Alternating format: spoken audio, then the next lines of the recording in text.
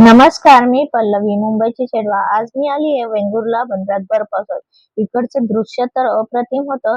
त्याचबरोबर ह्या बंदरावरती पावसामध्ये मासेमारी करण्यासाठी हे दादा आलेले होते. त्यांच्या हातामध्ये मासे पकडण्यासाठी जाळं आणि हातामध्ये बादली होती. मासे पकडल्यावर त्यात टाकण्यासाठी. थोड्याच वेळात ते ह्या बंदराच्या मधोमध आले आणि त्यांनी हे जाळं जे आहे ते मासेमारीसाठी टाकलं.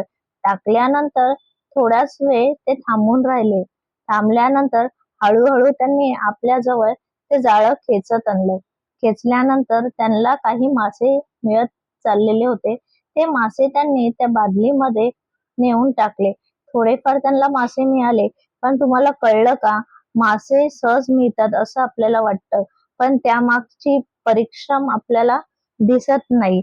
या व्हिडिओमधून आपण मासेमारीचं एक खडकर जीवन आणि त्यांच्या कष्टाची खरी झलक आपल्याला पाहायला मिळाली.